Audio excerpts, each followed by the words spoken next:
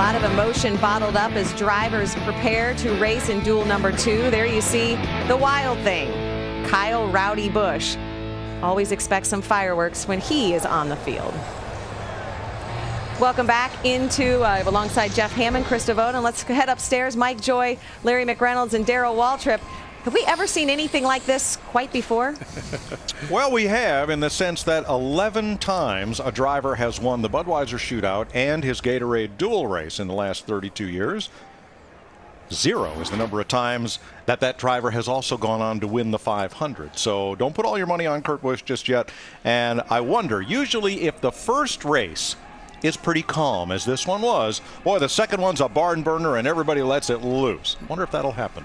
You know, I'm not sure. I think, you know, a couple things have been settled already. Michael's in the race now. He wouldn't. Right. He didn't know that before that race, for the first one. So I'm not sure, Mike. But I do think that a couple of things stick out in my mind about that first race.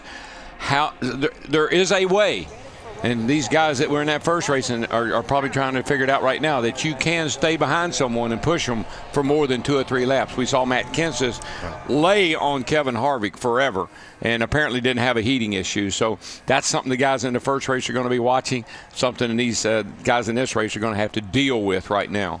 Any concerns about that rookie on the front row? Trevor Bayne's got a lot of talent, but his book of experience does not include a lot of bum drafting at Daytona. Yeah, and I know it's even a concern on his part. He only has 1 Sprint Cup Series start. He's only 19 years old, but I've watched the kid all week. He's been like a sponge. Every lap he's made on that racetrack, he's been over there and he's talked. I watched him come off driver introduction a while ago, and he stood at the bottom of the steps and waited on Jeff Gordon to talk to Jeff Gordon before he walked to that truck. You know, we always come to Daytona and we always have a surprise. I look back at that first race. Could our surprise this year be Regan Smith? As I look at this second race, could the surprise be 19-year-old Trevor Bayne in that 21 car? I think what happened was Jeff Gordon told Trevor Bayne, "You wait for me at the foot of them steps. I want to talk to you."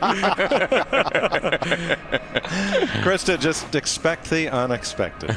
And that is absolutely what we love about Daytona and these dual races. A lot of guys with different agendas, different circumstances. As we mentioned, Michael Waltrip already in. Some other guys trying to race their way in. Everyone trying to find a dance partner. Mike Joy calls it a running mate.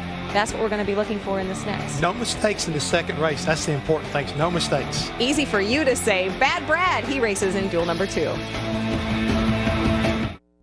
an absolute beautiful day in Daytona. We mentioned Trevor Bayne, the young gun in the field, waiting for the experience of Jeff Gordon and a little bit of wisdom, Jeff. He's saying right now, again, what did you tell me?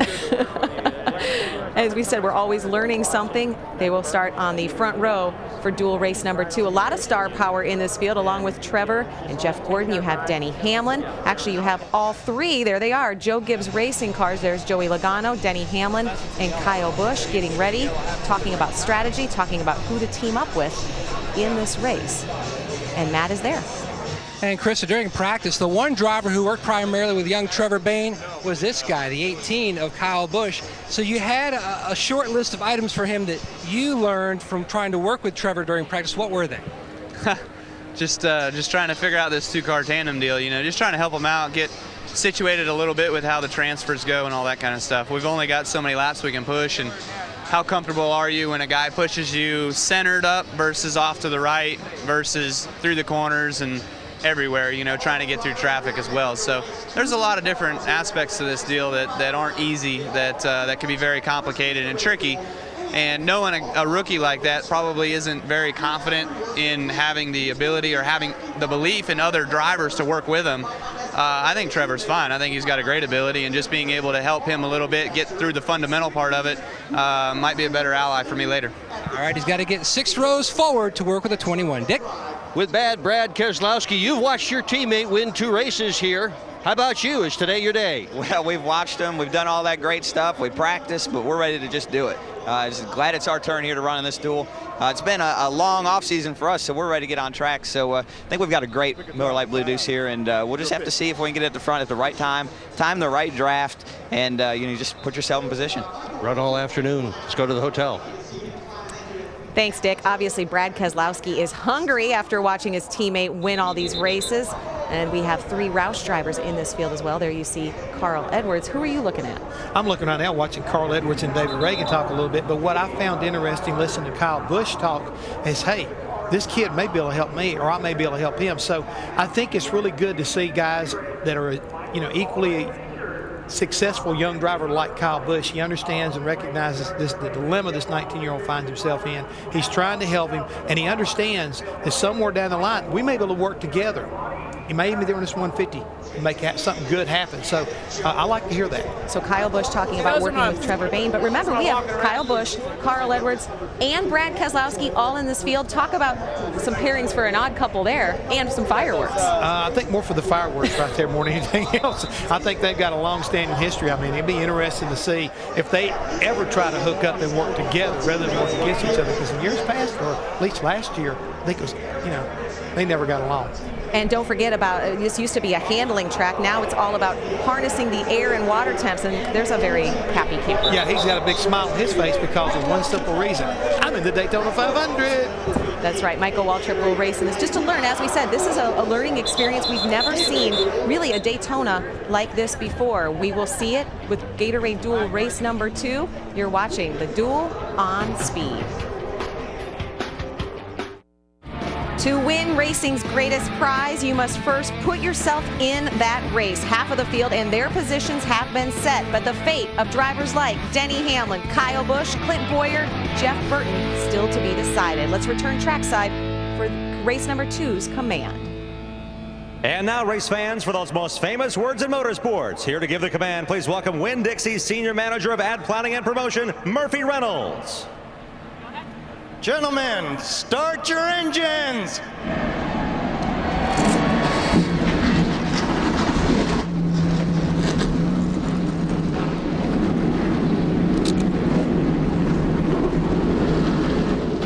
All your favorite drivers, they were watching just like you were at home. Race number 1, what will they do in race number 2? Trust your dance partner. Who do they match up with next?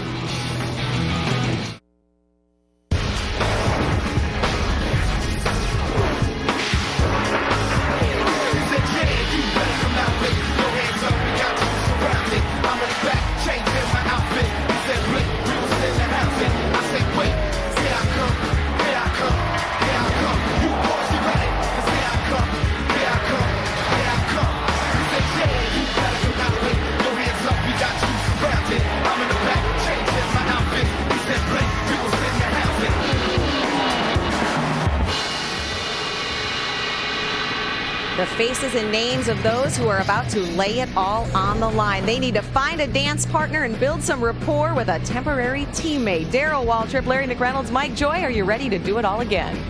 Well, yeah, except we're not temporary teammates. We're kind of cellmates together. Darrell, I've always wondered, when you have a chance to watch that first race and you have to compete in the second, are you learning what you can do? Or do you maybe talk yourself out of some things you thought maybe you could do? Well, it's such a new style of racing here at Daytona. I mean, we've never seen these 2-car tandems before. And so I'm sure the guys up on the truck, the guys in this race on the truck, were figuring out, I've got to have someone to race with me. I got to have someone to push me. And that's the tough thing.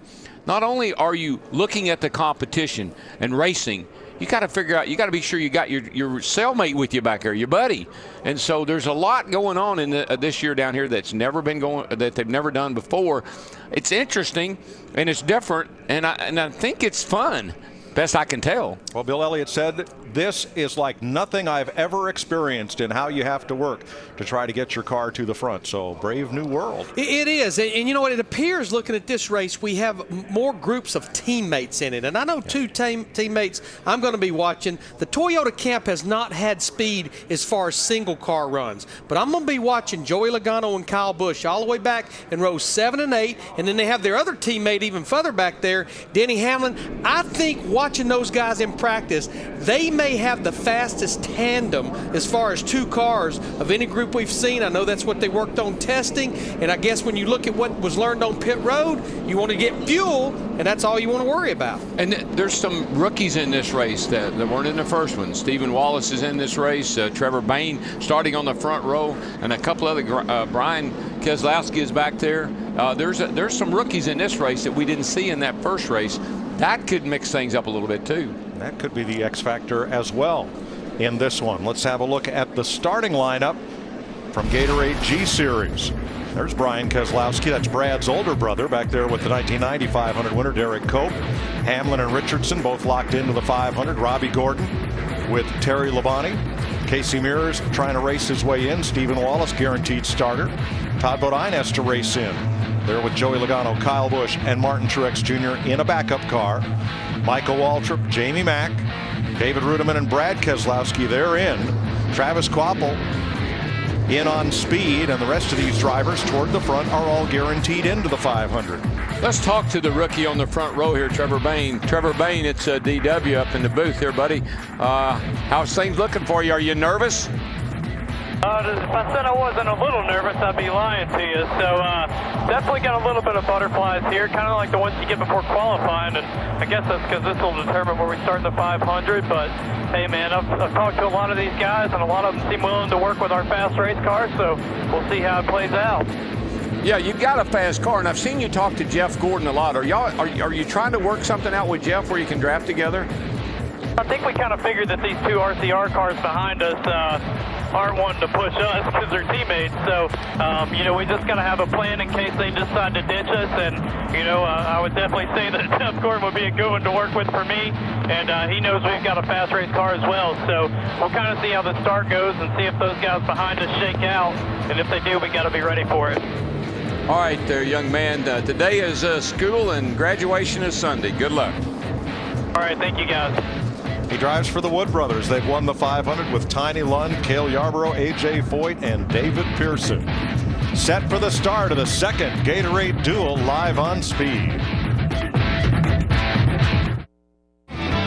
Today's aerial coverage brought to you by DirecTV. Don't just watch TV, DirecTV. Dick Berggren. Larry Mack talked about Joey Logano. He starts deep in the field, but with a fast teammate in Kyle Busch directly in front of him. He's only 20 years old, but this is going to be his third round of restrictor plate racing. The kid is ready to win one. Matt Yoakum. Dick, one check mark already on the agenda list for Michael Waltrip Racing. They've got all three cars now locked in for the Great American Race on Sunday. Now the game plan is to learn and listen. Now what they're going to do during this duel, when one or more of the MWR cars hook up, they're going to flip over to the 00 backup channel, and then the spotter of the pusher will then spot for both those cars, so that way they can learn a lot during this race about the temperatures that we discussed so far during Duel 1. Steve Burns. Well, Matt, Jamie McMurray is the defending Daytona 500 champion. On Sunday, he'll make his 17th Daytona start. Still, though, he says he has had some white-knuckle moments here at Daytona, and he said it is as intense as any kind of racing he has ever encountered. Mike? Thanks, Steve. Anxiously watching this race will be Dave Blaney from the sidelines, because if a couple of the high-speed cars can race in, that'll open up a spot at the back of the field. For these four drivers, the only way to make the Daytona 500 is to race their way in this half of the Gatorade Duel. We listened in on Jeff Gordon a minute ago. We'll see. You know, if that 33 is pushing us really hard on the start, then I don't know, maybe we'll take that ride for a little bit.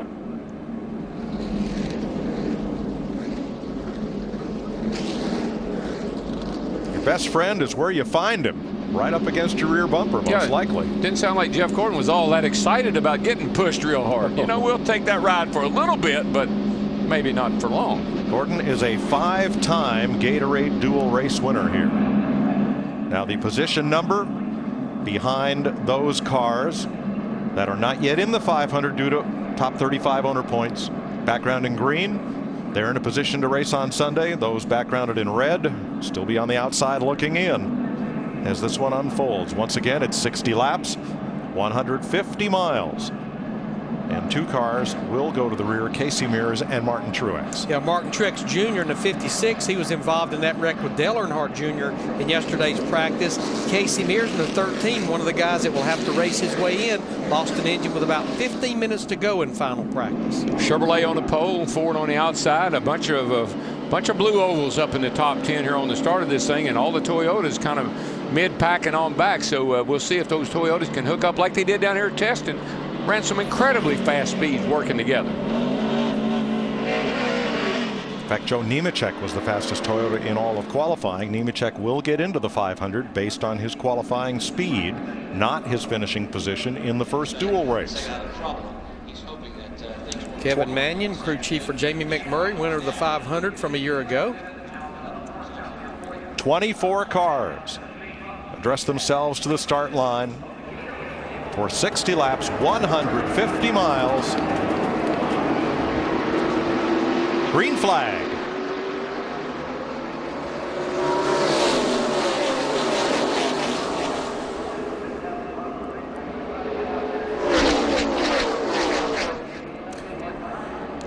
You know, I just saw the 24 car just jump over and actually pick up Trevor Bayne. So some of that talking that they were doing, some of that talking they were doing seemed to be, hey, let's work together here, dude, on the start. And Jeff was trying to. What that allowed was those two Richard Childress teammates, Clint Boyer in the 33, Jeff Burton in the 31, to jump out there in the lead. You know, Larry, I just didn't hear the confidence in Jeff Gordon's voice about wanting that 33 pushing him all that hard to start with. And without a strong push, they backed up quite a bit. All the way out of the top 10. Yeah, you can see they're up on the outside and almost to the rear of the field on the first lap. Jeff Gordon and Trevor Bayne. Boyer out front with Burton, Biffle with Edwards. A pair of Chevys and a pair of Fords, then a pair of Toyotas, Rudiman and Waltrip.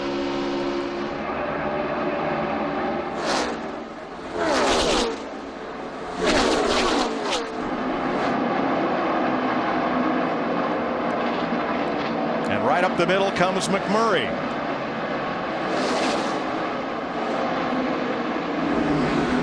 And he's got help from Kyle Busch. Didn't take Kyle long to find a way to the front, did it? No, I think that's something that Larry and I both were kind of curious to see how it's going to play out for the Toyotas. If they can get with the right cars, we know they run fast in the race with help. From 12th and 13th on the grid to 3rd and 4th in the race, Jamie Mack and Kyle Busch. Seeing Joey Logano in that 20 car, he was getting a push from David Reagan in the 6 just a minute ago. There you see him on the bottom of the racetrack. And Kyle Busch he's got a knack for the start of a race. Big trouble. Engine going up and somebody's blowing up. It's Casey Mears. It's another engine for Mears. Second one this week. Yeah, that engine only had 2 laps on it. The caution will wave.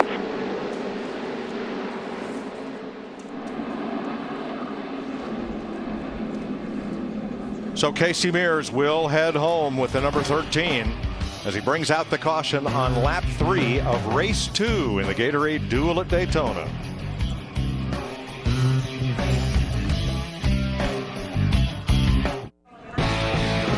Speed's coverage of the Duel at Daytona is presented by Gatorade, the G Series, Prime, Perform, Recover. And brought to you by Allstate. Dollar for dollar, nobody protects the rider like Allstate. Are you in good hands?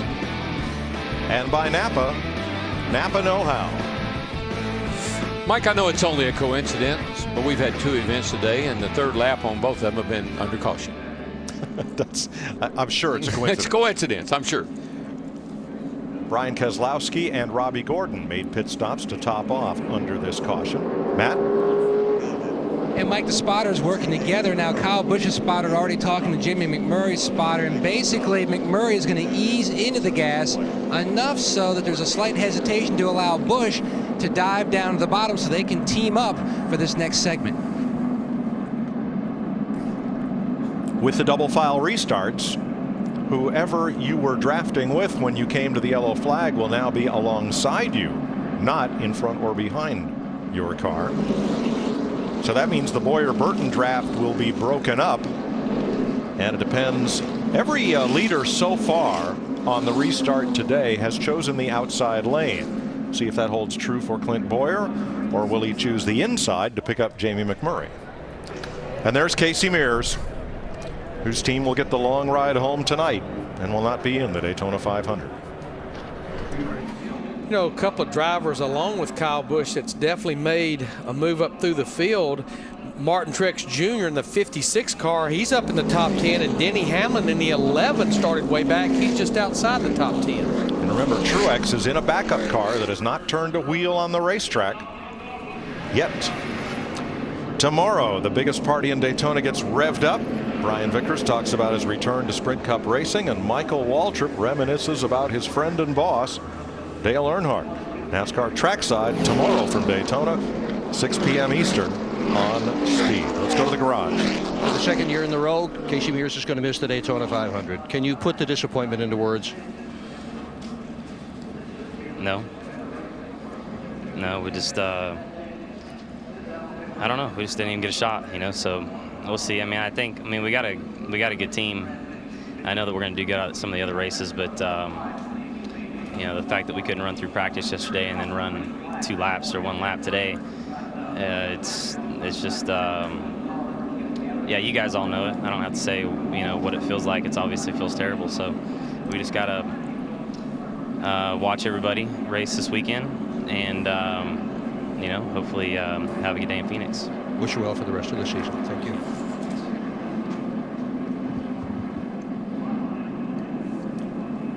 Estimates are to come down here and attempt the Daytona 500 is easily a 6-figure bill and may even reach up toward $200,000 with engine leases and the cost of these cars and preparing them and testing and getting ready to race. And that is a big kick in the wallet to take.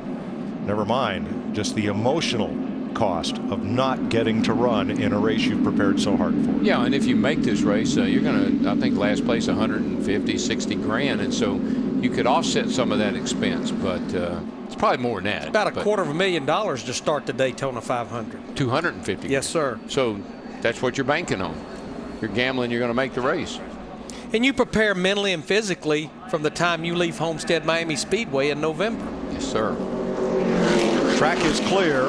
They'll complete 6 laps this time around of 60. Pace car is in. Clint Boyer now, he has chosen the outside lane. That means he's got Kyle Busch behind him. And Busch drops down to pick up Jamie McMurray, and the pairs are formed again just like they were. Boyer Burton, Busch McMurray, Edwards though now with Biffle. Boy, there was an urgency on this restart to get everybody grouped up like they wanted to be. I mean, people made deals on this restart to get with your partner. I'm watching on the high side there, Jeff Gordon in the 24, Trevor Bayne in the 21. They're starting to work their way back up there on that outside line. I saw them try that earlier, Larry, and it just doesn't go anywhere. There's not enough speed up high for some reason. Down to Steve on the leader. Mike, when the caution came out, Clint Boyer asked his crew chief Shane Wilson if he and his teammate Jeff Burton had a good enough lead when it was 20 car lengths. That's how unsure these guys are of these new rules here at Daytona.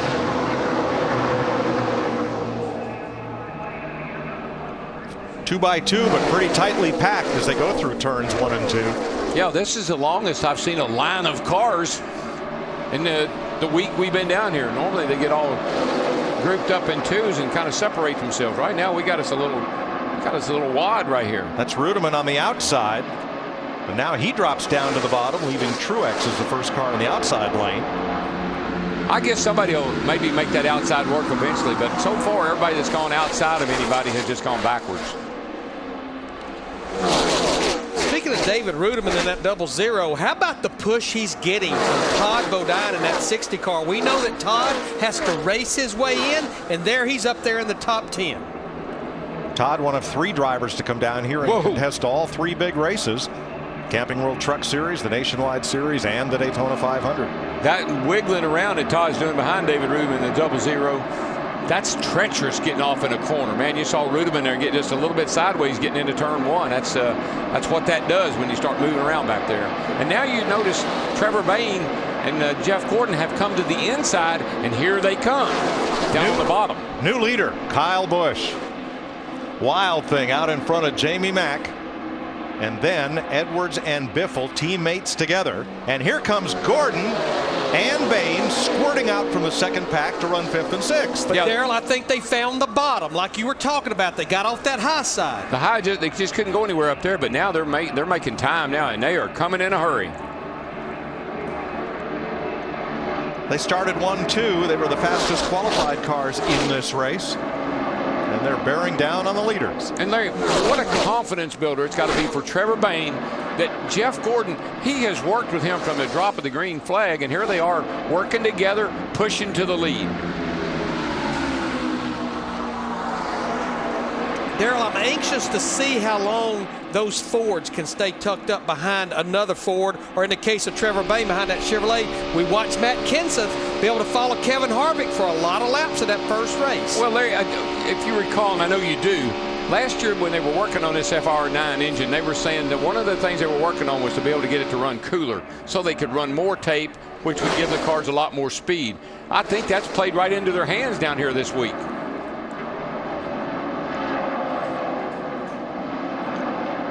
Of course, you don't have to worry about that if you're in the 18 car right now. That baby's probably running 160 degrees. And running he's happy. real cool. Last lap for Jeff Gordon and Trevor Bain was over 199 miles an hour. Well, I think they're the leaders. They're in the catbird seat now, Mike. They've caught this lead group here. Jeff Gordon will keep them right there, and it's a good combination. Donnie Wingo, the crew chief on the 21 car, is kind of a veteran of the sport. Young man like Trevor Bain, I like that combination. We're seeing in the straightaways what we saw yesterday in practice, where the car is pushing with the left half of their front bumper and putting the right half out in the wind to try to get some clean air to that radiator. Yeah, and again, as we said in the first race, these cars are skewed a little to the left anyway. The rears of them are, because you want that at Daytona and Talladega. So when you do put that nose out to the right, you got a lot of room out there to pick up some air. You know, Mike, Kyle Busch played in that NFL celebrity football game in Dallas on Super Bowl weekend. You know what his biggest concern was? Not to embarrass himself. Something he won't do on a racetrack, that's for sure. Kyle Busch in the 18 won 24 races across NASCAR's top 3 series last year. First in that class by a wide margin. And he's going to lose the lead to Carl Edwards and Greg Biffle as Edwards puts the 99 in the wind. That's a potent combination, too. Those two teammates working together. At the transfer spot, Mike. 18 and 1 separated. You stalled out that one. Nice little move. And Darrell, I just believe that Greg Biffle is faster than Carl Edwards. I think that's why the way they're lined up there, they're faster that way. Yeah, I think I'd want what you need is the fast guy in second place, pushing the other guy. That way the fast guy will keep engaged all the time. Back at 12th place, Michael Waltrip with Todd Bodine. They have the 2 transfer spots right now. And we couldn't do this a year ago down here, July down here last year. You couldn't do what these guys are doing today until they repaved this racetrack, took all the bumps out of it.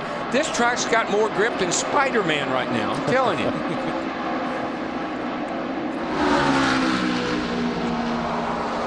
Jeff Gordon trying to move up the ladder here against Carl Edwards and the 16 of Greg Biffle, and Gordon led that lap.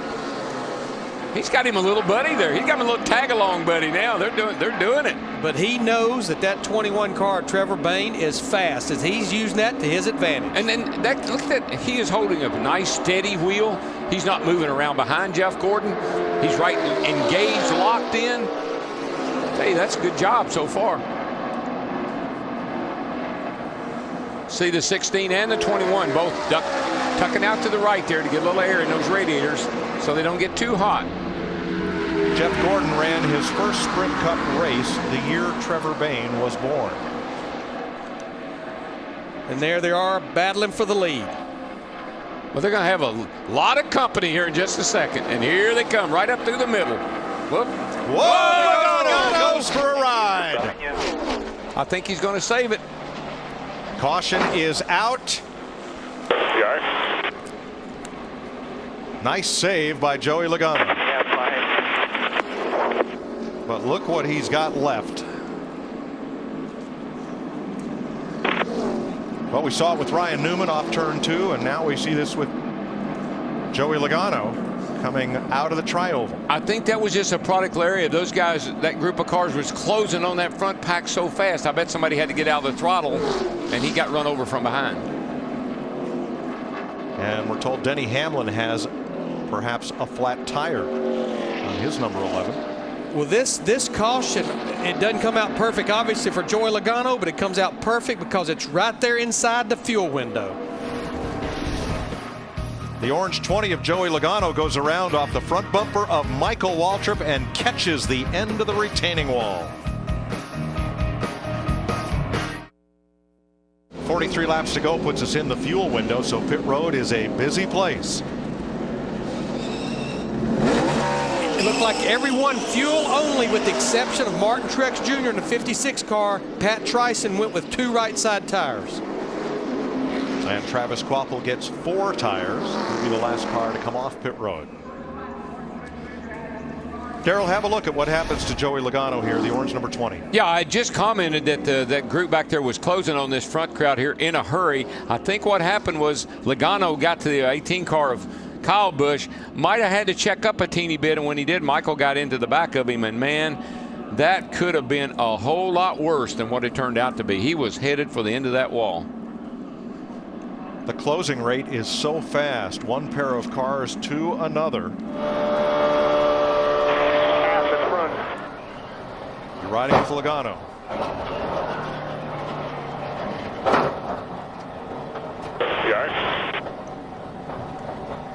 And next, our Fox Exmo camera, our extreme slow motion camera. You saw good use of it at the Super Bowl, and here it is.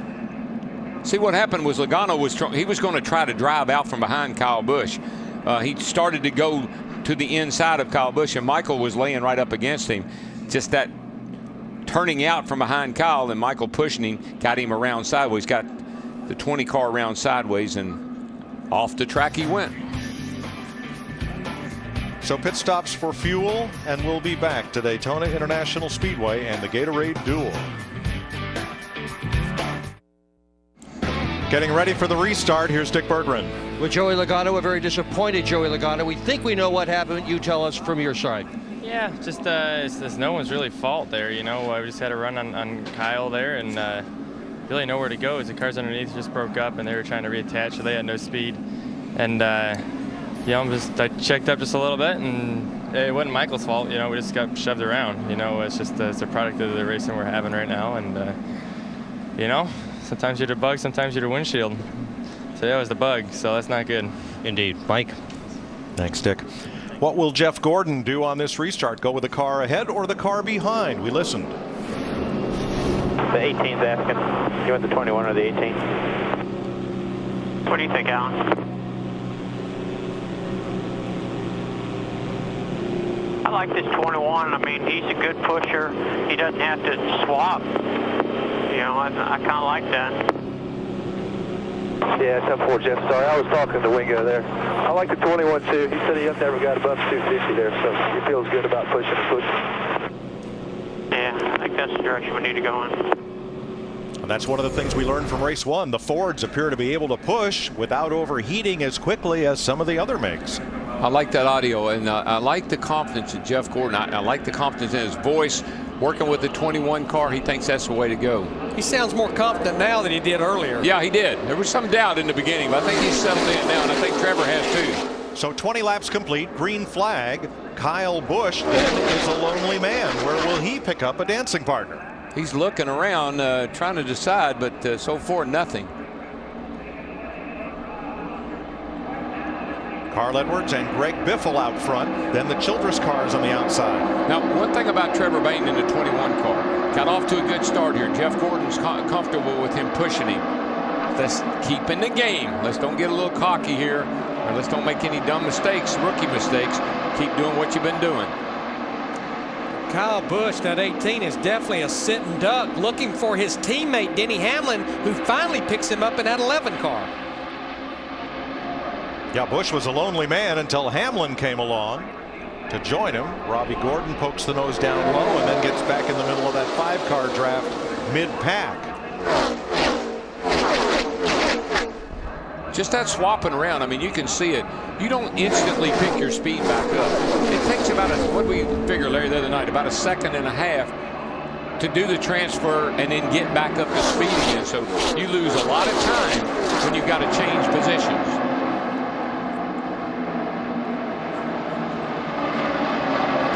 Trying to bring Jeff Burton back to the front on the high side, and Trevor Bayne has lost Jeff Gordon, lost touch with the 24. I think Bayne got a little loose getting in that corner because those cars were to his outside, and it loosened him up just a skosh. He had to get out of the gas, but he's right back on it. And that will cost them. They will fall to 7th and 8th place as Rudeman and Waltrip go by.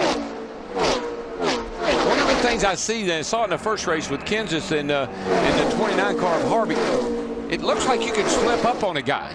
You're coming so fast that it looks like the guy that you're slipping up on there doesn't have a chance to react, and they can get by you pretty easily. Looking back from Greg Biffle at Clint Boyer.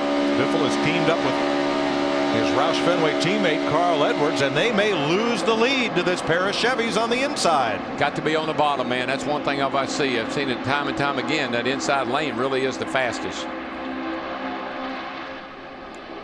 But here comes David Rudeman, and that 0-0 being pushed by his teammate and owner Michael Waltrip in the 15. Got to watch out here with the 21 car. If he happens to have to get up out of the gas at all, they're so close together they'll run over each other. You need a little space if you can afford to, if you can give it up. Matt? Mike, miscommunication between non-teammates on the racetrack and on pit road. Now, Truex thought when he said that we are good, that he was going to wait another lap before they made the exchange. Hamlin's spotter, Curtis Markham, thought they meant, okay, let's make the exchange. That's why the 11 swung out and they started to separate. Then when they had the caution, the 56 thought the 11's team was going to make a tire change due to a possible flat, so they went with the right side tire change. Then the 11 waved it off at the last minute, so they had to work to try to get back together. Strategy, man, and you got to make it on the fly. You don't have time to think about it. You got to make some quick calls here. You got to anticipate on the track, up on the Potter stand. And can I get through here? Is there room? Is there room? Excuse me, pardon me. Here comes Truex. There isn't room, but I'm going to make room. With Hamlin, and up the outside, back come the 99 and 16, Edwards and Biffle. Yeah, they had a good run, a pretty good head of steam coming off the 2 there.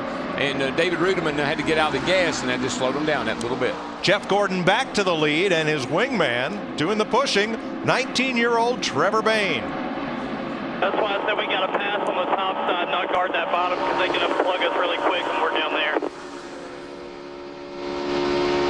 Bayne describing how he lost touch with Jeff Gordon a few laps earlier. But I just believe every lap that Trevor Bayne and that 21's making, his confidence level's just going up more and more and more. But as Darrell said, just be smart, be cool here. Yeah, go to school. Today is school. Work on your homework. Do your homework today and use it on Sunday. Get your diploma on Sunday. That's right. You'll graduate on Sunday. Right now, the transfer spots are Michael Waltrip in the 15 and Derek Cope in the 64, running 13th. With David Reagan. They are in position to race their way into the 500. Derek Cope, of course, won the Daytona 500 back in 1990.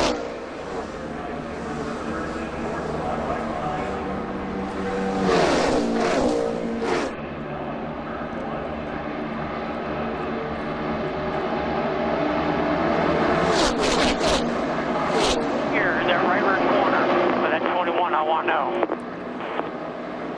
10-4, they're getting very close to the right rear right now. Outside him, outside him, outside him.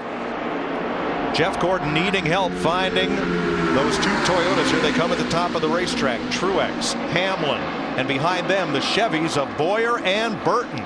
But here come those 2 Roush Fenway cars taking a look to the inside. Carl Edwards and Greg Biffle. Bayne shuts the door on them. But Darrell, that was interesting. Jeff Gordon was telling his spotter Jeff Dickerson the same thing that Matt Kenseth said in the first duel race. Don't tell me when they're at my quarter panel. Tell me when they're at my pusher's quarter panel. Truex lost touch with the 11 of Hamlin, and back they go. Ooh, look at Carl Edwards. These cars are the hardest to drive and hardest to hang on to, actually going in a straight line. They're a little looser going down the straightaway than they are in the corner when they have all the grip and downforce. And Boyer made the exchange with Burton, putting the 31 in front of the 33. You see how much it cost them. Now, you know something I don't understand in the Budweiser shootout. The 31 car and the 33 decided they didn't like working together.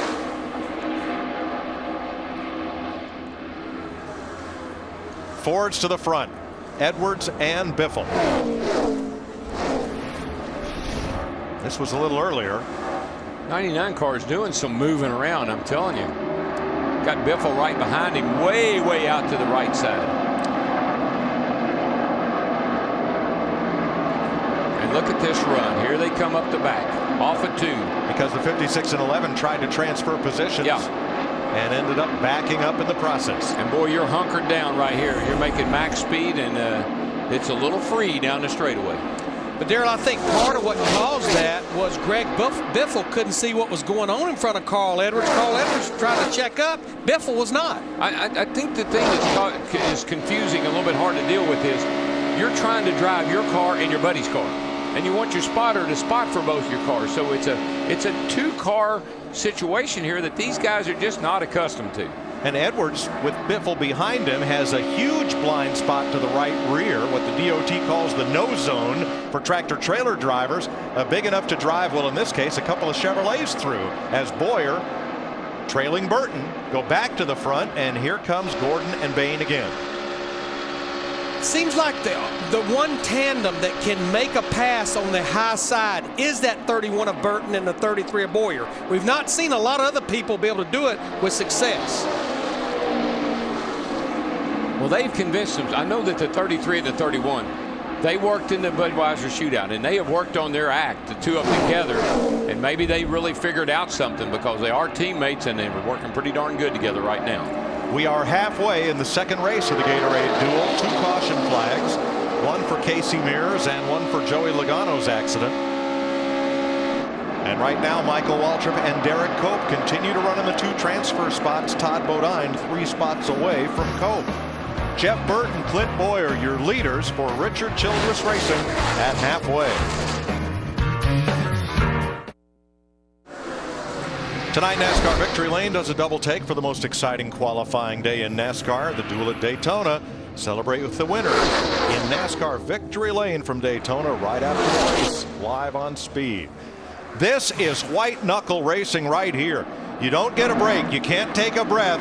You just got to hold on, hang on, and lock on to the bumper in front of you. Normally down here we get all kind of in single file, run around the bottom. You could kind of take your time, take a breath, figure out what you want to do next. No way are you able to do that in this situation. These guys are all over each other, closing at a high rate of speed and making moves, and they are showing some real skill in hanging on to these cars at 200 miles an hour. But you saw how much those top 6 were able to gap the 15 of Michael Waltrip, the 000 with David Ruderman, because they were not locked together. I think they're having to make it. I think what happened there, they got to make a transfer. I think Ruderman's car was maybe getting a little hot. They're going to fall off the pace here. Hopefully they'll be able to push back up there. Richard Childress Racing last year won 3 of the 4 restrictor plate races. 2 by Kevin Harvick and the last one at Talladega by Clint Boyer, who right now runs second to teammate Jeff Burton. Watching Bain in the 21 follow Jeff Gordon reminds me of one of my first races when I was following David Pearson. And Jake Elder said, I don't care if he goes to the concession stand and gets a hot dog. You follow him there. Right.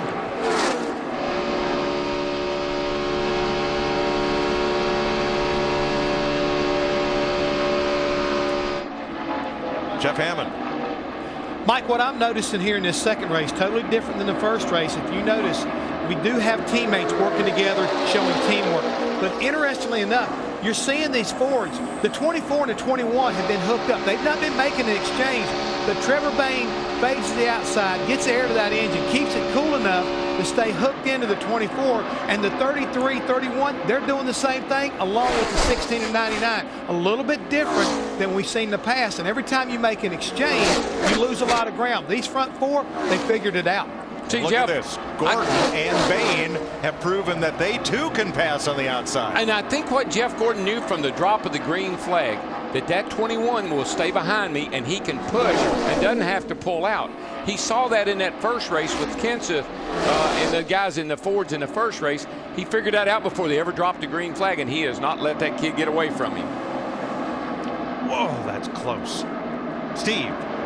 Well, Mike, the other thing that Jeff Gordon has learned is that for them to run at their absolute peak efficiency, they need to stay up on the high side. Gordon's spotter, Jeff Dickerson, noted that if they dropped to the bottom at all, the 21 would start to stall out. Good point. Well, that's a handling thing. You know, they probably got that 21 car. Donnie Wingo, the crew chief, might have that car just a little snug for security. And running a higher line will not bog it down so much in the corners. Further back, Michael Waltrip in 6th and Todd Bodine in 12th are in the 2 transfer spots, while Terry Labonte and Travis Kvapil would also make the 500. Still trying to race their way in, Brian Keselowski and Derek Cope, with Casey Mears already in the garage. Matt? Mike, Denny Hamlin told Curtis Markham, the spotter, to tell Keselowski's spotter and Todd Bodine's spotter to tell those 2 cars to stay in line directly behind, so that way they can try to catch up to the pack in front, because they were dipping out in the outside lane, slowing everyone down. So Hamlin trying to orchestrate a comeback here. The Fords have caught that lead duo. Edwards and Biffle almost ran right over Trevor Bayne and Jeff Gordon. And you know what I think about Trevor Bayne? Think about this. Okay, this is a new style of racing here. This is a brand new racetrack with this new surface. Everything is different. Not to him. That's all he knows. He ain't never done it before. No bad habits to unlearn. No, he loves it. Now, a couple of sets of teammates that's lost touch with this top 6 is Jeff Burton and Clint Boyer. Trouble, turn 3, car One around. car all by itself, it's Brad Keselowski. Caution is out for the 3rd time in this 2nd duel race. Nice, he's back her down there, got 6 shoes spotted.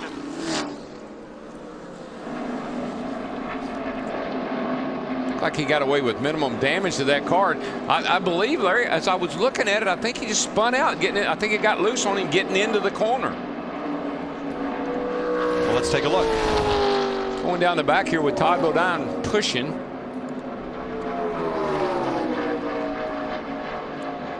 Woo. Darrell, that wasn't just pushing, that was the bump draft, just as he was turning off in the corner. Saw the same thing happen with Michael and Tony Stewart in the Budweiser shootout. Just that extra little bump getting in the corner knocks you loose. But Mike and Darrell, you got to give a thumbs up to NASCAR that one of the changes they made to this car from that front bumper down, it's a much stronger area. It makes the car look a lot better. If that, you go back to last year, if that would have happened, you'd probably be going to the garage area. Yeah, it tore the whole nose off the thing. Robert Richardson was a lap down. He will get the free pass. You see where Todd and others have worn out the paint and the decals on the rear bumper of Keselowski's car. Lucky man, Brad is, because he's going to be able to come to pit road, get him some tires, and looks like he's in good shape.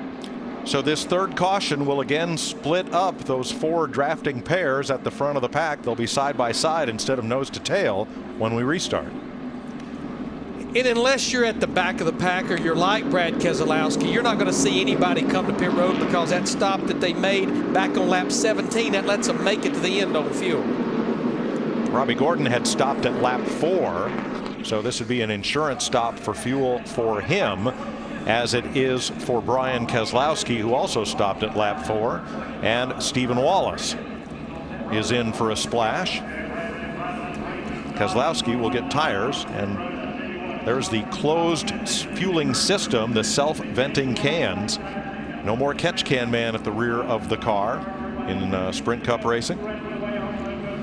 That almost shows you how hard Todd hit that 2 car, because it actually buckled the quarter panel on Brad Keselowski's car. You can lay against the car getting in the corner, but you can't sit there and bump it as he's turning off in the corner. 19 laps to go, Krista. Well, Mike, we're still seeing those two-car tandems, but Jeff, we're seeing it in a little different fashion in race number 2 than we saw in race number 1. Well, I think Darrell Waltrip pointed it out. You know, Jeff Gordon went to school. He watched what went on in that first race. He's now perfected a couple things, and he's asked that rookie, Trevor Bayne, to get behind me, stay with me. The Fords seem like they can keep theirs cooler, stay hooked up longer. All of these things are here as we continue to learn. We talked about learning in the first race. This is what's going on here, and I think this is going to be interesting because all of this is just making it better for the 500. It shows them, hey, we can run these tandems longer. We can make some exciting racing. We're definitely seeing it here in the second race. And Steve Burns has more on the leader of this race.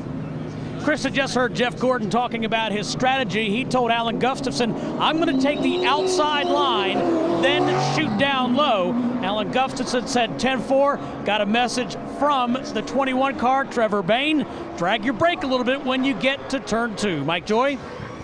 Thanks, Steve. Getting set for the restart. We'll see if everybody can pair up as they were, or will they have new drafting partners?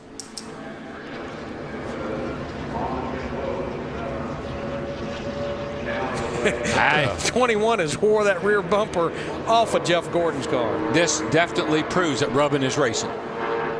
We've always said that, and now we've got a new kind of way of explaining it. Got a little cold trickle in you today, huh? Just not sure we anticipated it would be at 200 miles an hour. Or that it would wear your rear bumper out. Dick? Well, David Rudiman and Michael Waltrip's cars are owned by the same entity, Michael Waltrip Racing. They have been on a common channel much of the afternoon, Mike. So they can talk back and forth between each other without the need of going through a spotter to mediate. If two guys are from different teams, they don't have each other's channel necessary in the same car, and that has been an enormous help to these two guys and has helped keep them up front all afternoon. Thanks, Dick. Waltrip there in the 15, two-time winner of the 500. He is in position to qualify, as is Todd Bodine in the 60, running in 11th. They have the 2 transfer spots. Tomorrow, the world's toughest truckers hit the high banks of Daytona for their season opener. Don't miss the NASCAR Camping World Truck Series tomorrow at 7 p.m. Eastern, live right here on Speed. Man, we got us a little shootout here. 20 laps. 18 now. Should be good. Jeff Gordon, the most recent of 7 different leaders, 16 lead changes.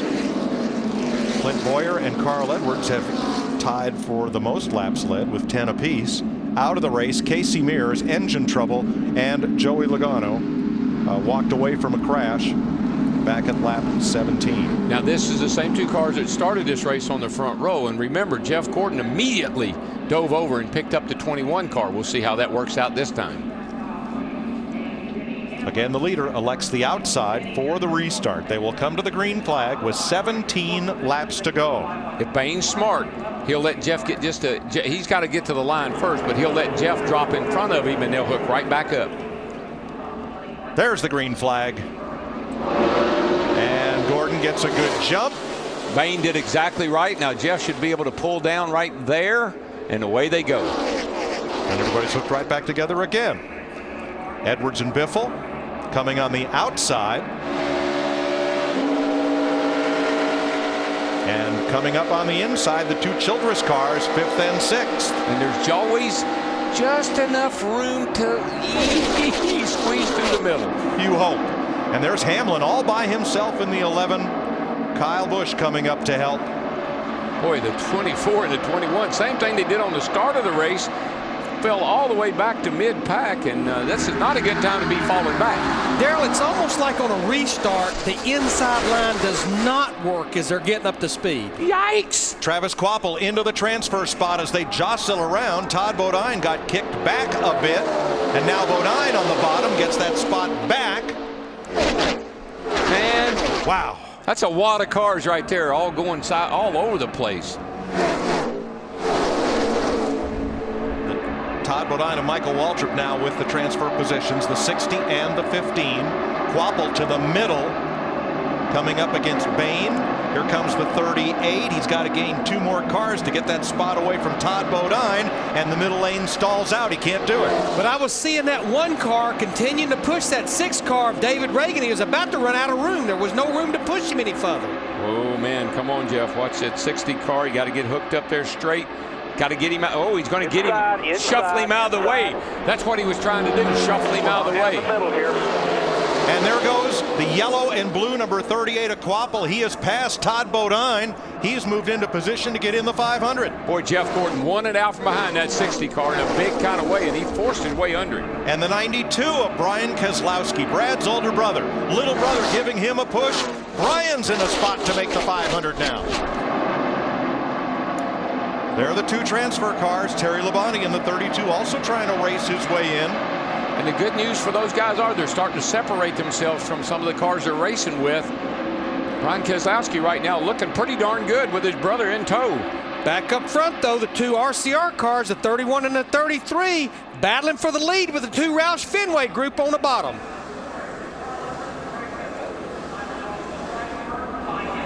Carl Edwards on race strategy.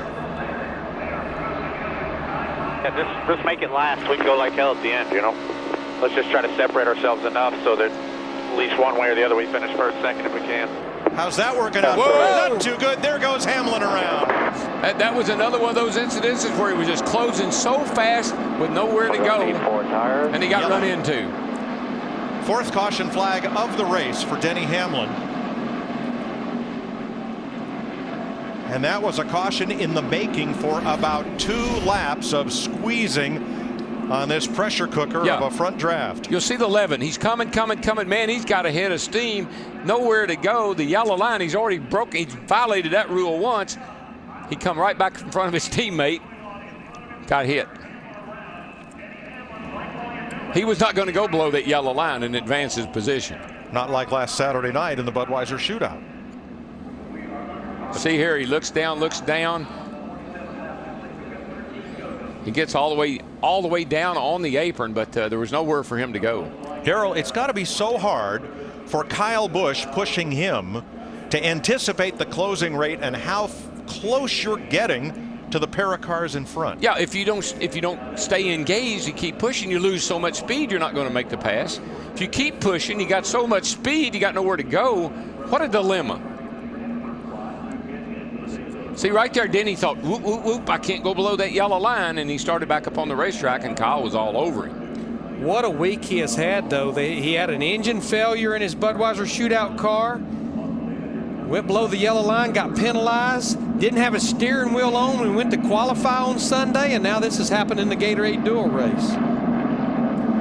Watch how quickly, though, this unfolds and how quickly decisions have to be made at speed.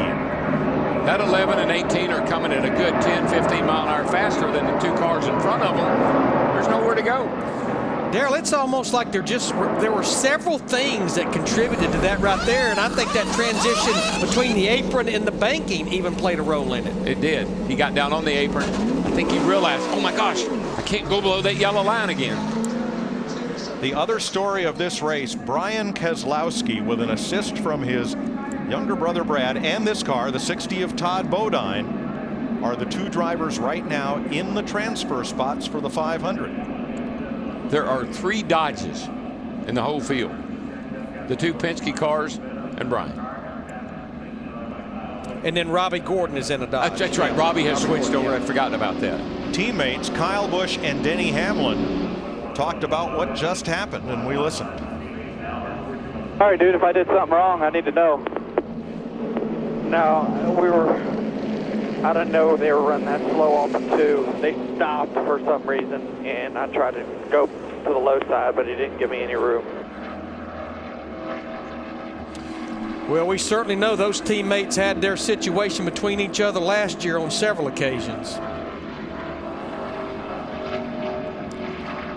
Flat left front on Hamlin's car from all that. And as we said, Darrell, so hard for Kyle to anticipate what's going on 2, 3 cars up ahead of the car that he's pushing. And it's funny, Hamlin said they just stopped. No, they didn't. You just picked up about 20 miles an hour. Speed Inside Deals is your one-stop shop for exclusive ticket offers for Speed viewers. Speed Inside Deal packages range from specially priced general admission and children's tickets to pit passes, driver and Speed talent meet and greets, food and drink hospitality, and more. Visit speed.com/deals for more info. Join us at the speed stage in Daytona this weekend. Deals. That's what this is going to be all about. They'll all be lined up when this is over. Jeff Gordon and Trevor Bayne, kind of an unlikely pairing, except that both of those cars have shown good speed, and the Ford seems to be a good pusher, and Gordon likes being the lead car in that 2-car pack. Yeah, they've got to make some quick moves here, though. With 12 laps to go, they're going to have to do something pretty drastic if they're going to get back to the front now. That falling back there and then getting this caution really hurt them. In the transfer spots, Brian Keselowski and Todd Bodine, followed by Michael Waltrip, Travis Kvapil, and Terry Labonte. And Derek Cope. With the 16 and the 24, I'm not sure which one of them doesn't go well on a restart, but one of them hurts them on the restart. Green flag once again. It'll be 11 laps to go. Boy, Carl Edwards got a pretty darn good jump on Jeff Burton there. Be anxious to see how Burton in the 31, Boyer in the 33 get through 1 and 2 on the high side. I think possibly the 99 and the 16 got too good of a start on them at the start-finish line. Looking back from Greg Biffle at 3 pairs of cars, and then the scrum back there among those that are trying to race their way into the 500. A big pack that is, but Brian Keselowski with his brother still holding off Todd Bodine and Travis Kvapil and Michael Waltrip. A car that's come to life, and he's found a dance partner, Jamie McMurray, in that 1 car pushing Kyle Busch in the 18 up front. Jamie McMurray just has a knack for finding his way to the front when it counts. And here come the Childress Chevys once again. On the outside, Burton with Boyer. Pair of Fords, pair of Chevys, a Toyota and a Chevy. Running 200 miles an hour, closer together than most people park. Mike, you mentioned him. Brian Keselowski is getting the ride of his life, and it's coming from his brother, Brad Keselowski, in that too. Well, I don't know if he's enjoying it or not, but it's sure paying off for him right now. Their dad owns Brian's race car. It is a Dodge. They do get engines and technology from Penske. They are, in a sense, teammates. Got a big battle here between these first 6 guys. Darrell, it's almost like, though, McMurray, maybe it's for overheating in the 1. He can't stay hooked to Kyle Busch in that 18. I believe that's what it is, Larry, because otherwise he would just keep pushing him right to the front. Right up the middle, Gordon and Bayne are coming back toward the front. This is working out pretty good for them. They fell back, but they seem to go good once they get the cars wound up and get them going. They just don't need any more restarts at 24 and at 21. Seems like that's their Achilles heel. As long as this bunch stays side by side, that could be good news for the Childress pair at the front. Jeff Gordon reminds you of Earnhardt. You know, Earnhardt could always figure out the right guy to get hooked up with to help him win a race. Here's a 6-car draft on the inside, led by Carl Edwards, and they are closing on the leaders, Burton and Boyer.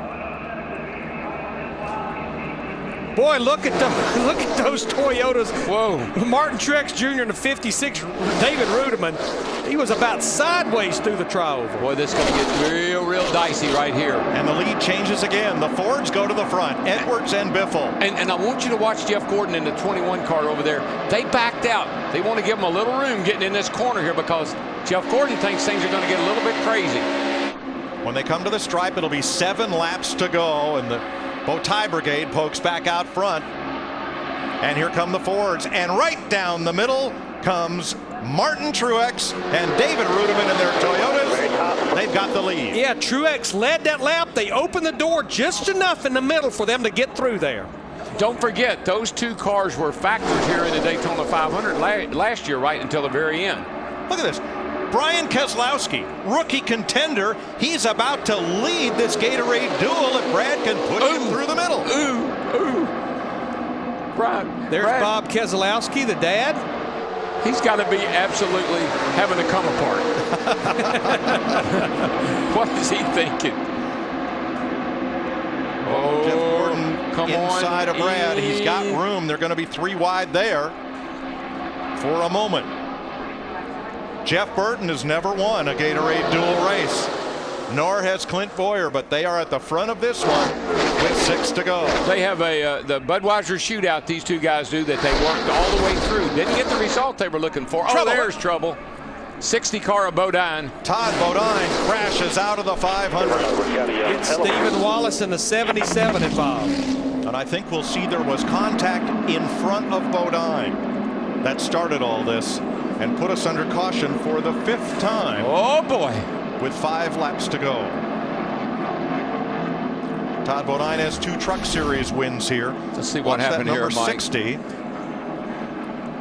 Man, look, did he get in on the apron? It looked like he did. I know when he ran over Digger, it looked like he was on the apron when we had that shot. Look at the job that Greg Beffel's doing to get by that. Nice work. Now, Stephen Wallace got into him, but that may have been after Bodine had trouble. Yeah, I'm pretty sure it was. There he is down toward the bottom of your screen. You see him wobbling a little bit getting in that corner. He was already having trouble when he got to the corner. That got him down on the apron, and then he came back up in the racetrack in front of Stephen Wallace. And Stephen was getting a push from Travis Quapple, who's trying to race into the 500. Hey, it's go time, guys. And you'll see they almost get into David Rudeman in the 00 car when he goes back up the racetrack. Yeah, it looks like that possibly. I don't know if Stephen was up against him or pushing him or not, but if he was, that's what got him loose getting in that corner. And that's getting in the corner with somebody right up behind you like that pushing is pretty tough. It happens this fast. Yep. How about the job that Carl Edwards and Greg Biffle did, splitting Stephen Wallace to get through there unscathed? Well, the sad thing for Stephen Wallace is he is in this race. Let's see Watch this from the Biff. Yo! Beautiful, we missed it. That's a piece of driving right there. Great spotting, too. Nice job. Whoa, David got a big gouge in the side of his car there. It'd like to have been a lot more than a gouge, though. It was real close. That's a shame for Stephen Wallace. He's in the race. And I know Rusty, and I don't know how many cars they have. I guess they have a backup car, but this was certainly their best car. There are the 2 transfer cars at the moment, Waltrip and Brian Keselowski. Dick? With Bob Keselowski, what's your heart rate like watching your 2 boys race? I don't know. I'm sure glad they're not checking it right now. I've actually got to go to the Mayo Clinic on Tuesday to be checked out up in Minnesota. So, boy, I bet they'll probably make me stay home for a few races. Well, you take care. Former racer and a happy dad right now. And he still has a uniform, too. Now, he might be afraid to use it, but he still has it. He made that known last year. That's right. New record for lead changes at 22 so far. Sunday, the Great American Race kicks off with the biggest pre-race show on TV, NASCAR Race Day, built by the Home Depot from Daytona. It all starts Sunday at 9 Eastern, live here on Speed. You know, Mike, what's one man's misfortune could end up going to another man's fortune. With that problem that Todd Bodine had, this will make Dave Blaney, who's actually sitting in the garage area, watch this race a lot more intently. He's still not out of this thing. That's true. Steve? The Keselowski boys having a big time. Brad just said, wow, this is fun with Brian. He has moves that Jeff Gordon doesn't have. It seems everyone has a partner, so we're going to stay together. You've got to be pretty impressed with the work that the Dodge camp has done. They only have 4 Dodges down here. They won the first duel, and here they've got these 2 sitting there running right there inside the top 10. Brian Keselowski and Andy Lally right now the announced candidates for Rookie of the Year. The captain builds a good ship, I can tell you. Roger Penske, yes. So Burton and Boyer side by side.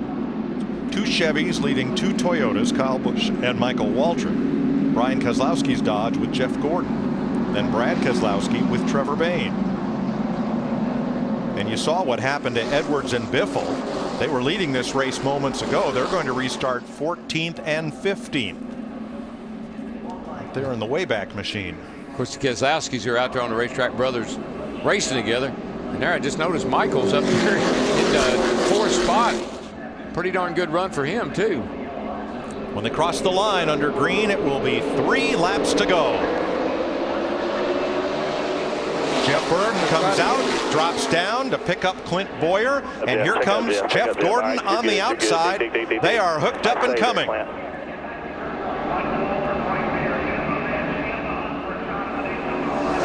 Yeah, the 24 Gordon, the 21 of Bain, this happens to them every restart. They just won't go on a restart. And it's got to be the 24 because the 21 is pushing for all he's worth. Carl Edwards has now picked up David Reagan, one of his other Roush Fenway teammates. Matt Kenseth was in the first race. Yeah, it looks like, Mike, the 31 and the 33 really have worked hard to get to where they are. They did this all in the Budweiser shootout, and now this just might be the combination. Waltrip and Keselowski still in the transfer spots. They're coming to 2 laps to go. Look in the middle there, Jamie McMurray being pushed by a driver that was sideways less than 10 laps ago and brought a caution out, Denny Hamlin. Waltrip up to 3rd, Keselowski to 5th. Michael's sitting in a pretty darn good spot right here in that commemorative car from 2001, the number 15 Napa car. Travis Quapple in the back trying to make something happen, but may run out of time. He may have to depend on his speed to get into the race. Look at those things wobble down the straightaway, Larry. I mean, I know that looks rather calm, but you ought to be in that thing when it's slipping around like that. Don't give it to him. Gordon and Bain back at 9th and 10th. White flag. And Jeff Burton. I guarantee you, wild thing in that 18 car, he's not going to be content to run 4th in this race. This will not be the way they finish. 2 Chevys, 2 Toyotas, 2 Dodges, 2 Toyotas, a Chevy and a Toyota. But on point, Jeff Burton trying for his first Daytona Speed Week's checkered flag. Clint Boyer locked on to him. I know Michael and Kyle would like to pull out, but they're afraid to. 2 wide behind them with Brian Keselowski in 5th. They're going to take a look here. Michael and Kyle, here they come. They got to run, but they're going to crash. Oh, no. Trevor Bain is in it along with David Reagan. And Burton will win it over Boyer. 5/1000ths of a second. A thrilling finish, but in more ways than one, as they got 3, maybe 4 abreast up in turn number 4. What a shame for the 21 car. Yes. Burton's a winner. Chicken dinner. Jeff Burton, who came in here with just 3 top 10 finishes in 17 500s, gets his first Speed Weeks win. Brian Keselowski has raced his way into the 500. Kim Burton celebrates. Michael Waltrip finishes 3rd. He races his way into the 500. What a great Travis run. Quapple comes in on stop speed. With all the guys to be interviewed too. Top 5 on pit road. Way to go, brother. And Trevor Bain ends up 1,200 feet from the finish line. I've seen that 21 car come down through there like that before. Back in 1976.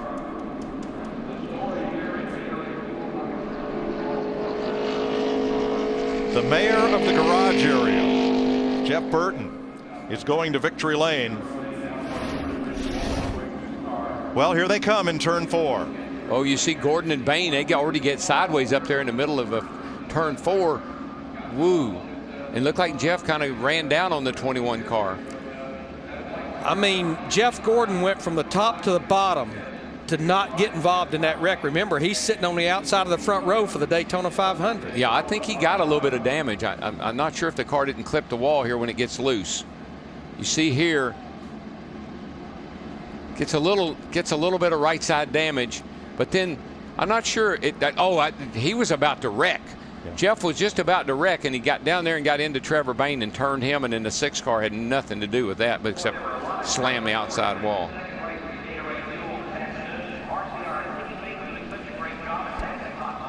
Bob Keselowski, longtime journeyman racer from Mount Clemens, Michigan. He has 2 sons in the Daytona 500.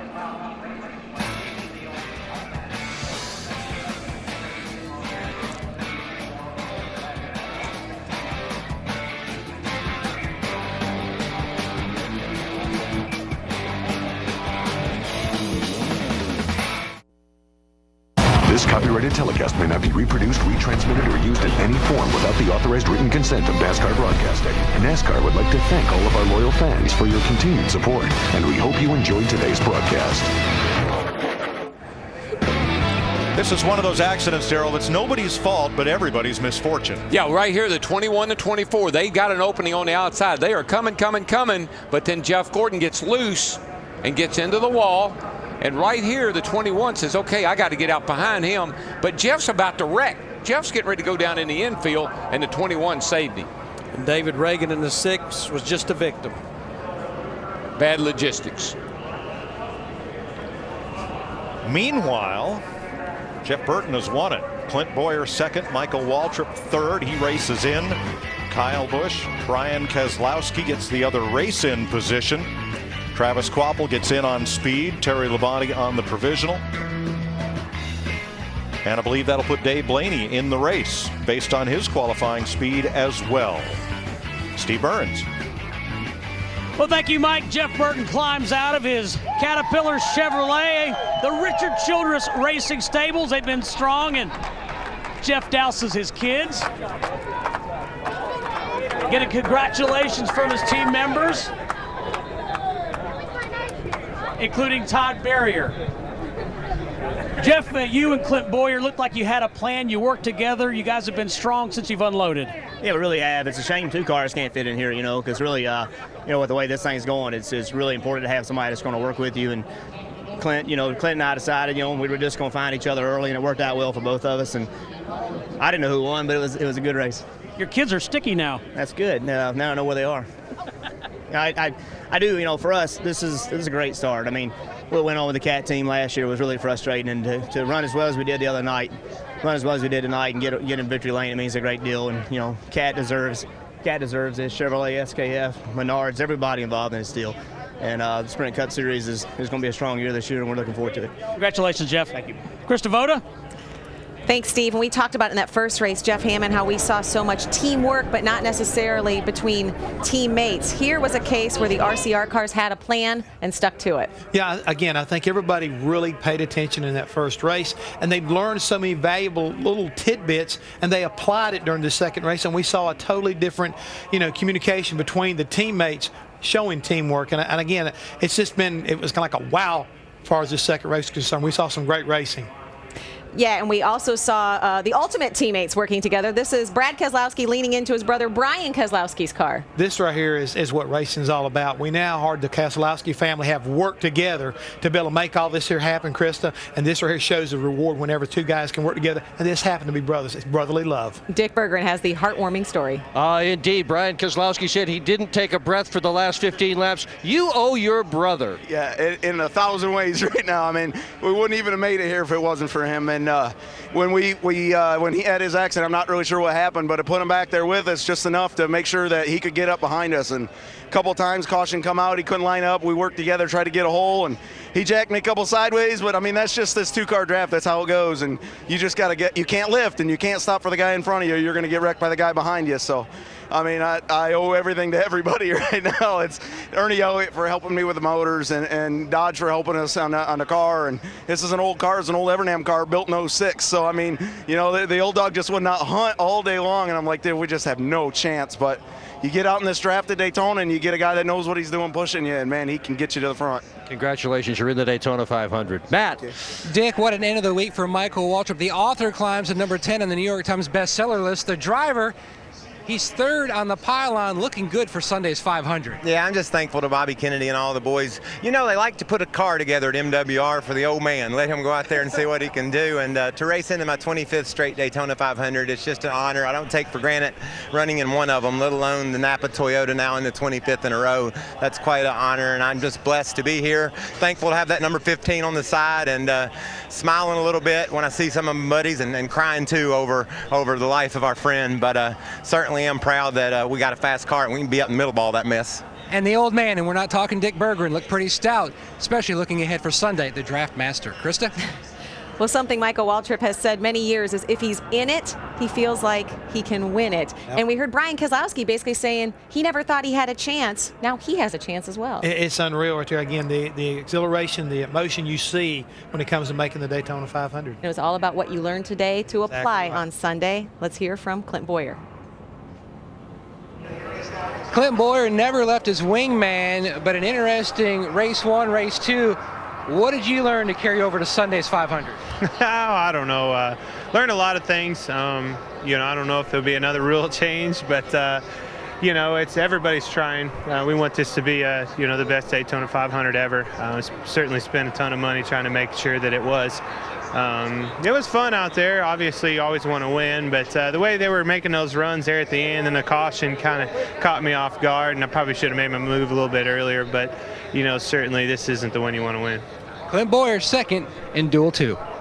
You heard him say you don't want to win this one. It's because it's all about the Gatorade G Series starting grid for the Daytona 500. We mentioned Dale Earnhardt Jr. will go to the rear. That means Kurt Busch, Jeff, will lead the field to green. Yeah, he'll definitely be doing that. And I'm just wondering if the 24 cars got much damage. Will it have to go to the rear of the field? I hope not. And we have seen today that no matter where you start, you drift to the back, you can make your way up to the front with a partner. Carl Edwards, he had some good drafting partnership with his Roush Fenway teammates. Had some good runs, and now at the same time he struggled along the way. But here's the guy we're kind of like looking for. You got to give Trevor Bayne a big pat on the back. Young man that had a great 150. I don't think that wreck was his fault. Hopefully he can put it behind him and be a factor in the Daytona 500. A guy like Joey Logano, because of that wreck, will start towards the back. These are some of the guys. Terry Labonte, Joe Nemechuk, we're already in. Dave Blaney makes the field. There you see a lot of celebration down there. That's actually Kim Burton hugging Clint Boyer because he helped her husband to victory lane. Right. I get to buy me a new pair of shoes tonight. Thank you, Clint. And these are the drivers who leave upset, failing to qualify for the 53rd Daytona 500. That's the sad part of the day's racing. You saw it, great emotion, all the exciting racing. Here's the guys who, you know, got to wait till next year. But it's all about what you learned. You see Jeff Burton and Clint Boyer mentioned, you don't necessarily need to win this one. You need to win on Sunday. What is happening with the 2014? What do they have to do before Sunday? Check everything out, see if they can fix it up and, you know, kind of straighten that body work. If they can, you'll see it on the front row. If not, he'll be back there with his teammate, Dale Earnhardt Jr. The Great American Race, it's NASCAR's Super Bowl. This year, the game is different. Join us on Fox Sunday at noon Eastern for the Great American Race. Victory Lane, fueled by Sunoco on speed, is next. Congratulations to our race winners, Kurt Busch and Jeff Burton.